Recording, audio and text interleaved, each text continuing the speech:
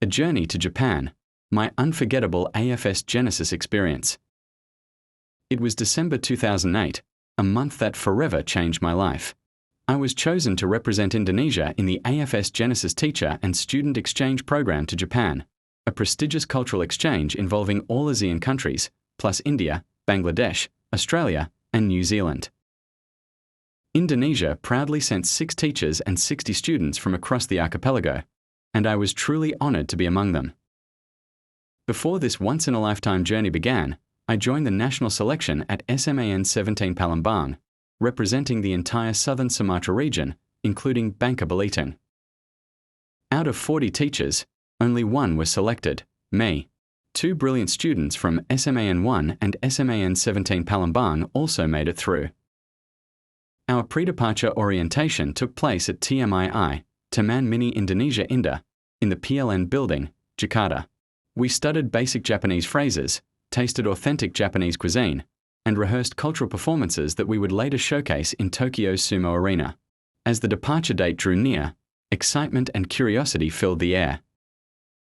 When the big day finally arrived, the AFS Bina Antar Budaya team gave us a warm send-off in Jakarta. We boarded Japan Airlines, JAL, for an 8-hour flight, nearly as long as a trip to Mecca. Arriving at Narita International Airport, we were welcomed by the Japanese committee and checked into a hotel in Tokyo. That evening, we attended an orientation session and received our schedule for the upcoming month. The opening ceremony the next day was held at the magnificent Sumo Hall, where all participating countries performed their cultural showcases.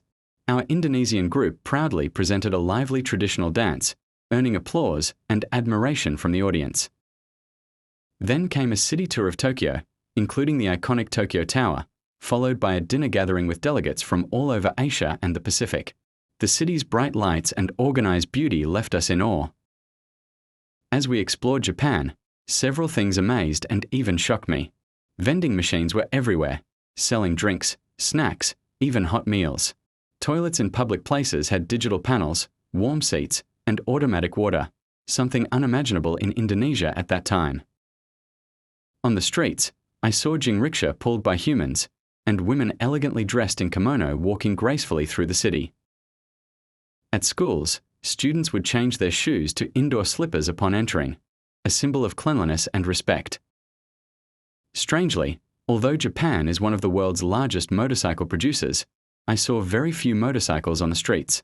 Instead, public transportation was so efficient that everyone preferred trains or buses. In shopping malls and department stores, almost all products were locally made, a powerful reflection of Japan's pride in its own industry. Foreign or imported goods were rare.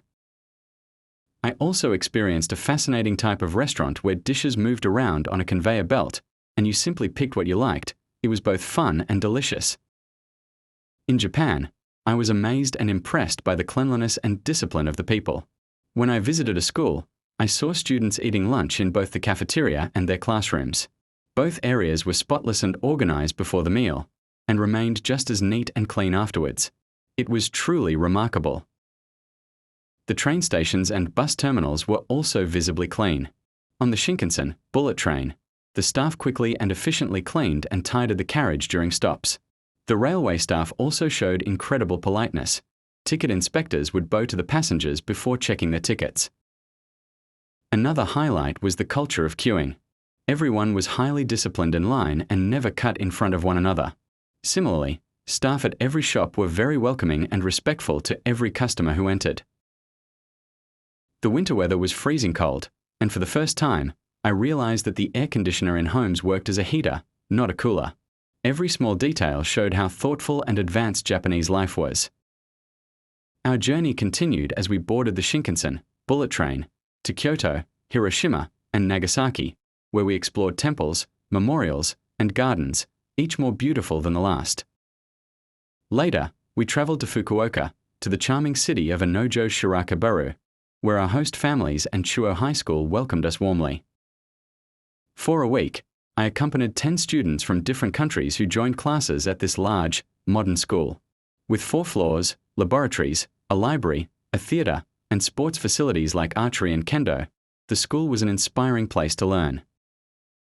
We participated in origami making, joined a tea ceremony, and observed how discipline, respect, and teamwork were deeply rooted in their education system. Outside school, our hosts took us on memorable excursions, from the stunning Mount Aso to scenic cable car rides and charming local attractions. The kindness, hospitality, and humility of the Japanese people left a lasting impression on me. When our final day arrived, a grand farewell ceremony was held in the school's hall.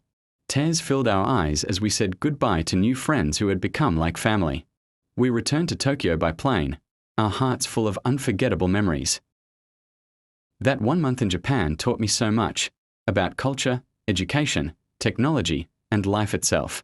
The AFS Jenesys program was not just an exchange. It was a bridge connecting people, hearts, and nations. Even today, I still carry the spirit of that journey, a reminder of how far learning and friendship can take us.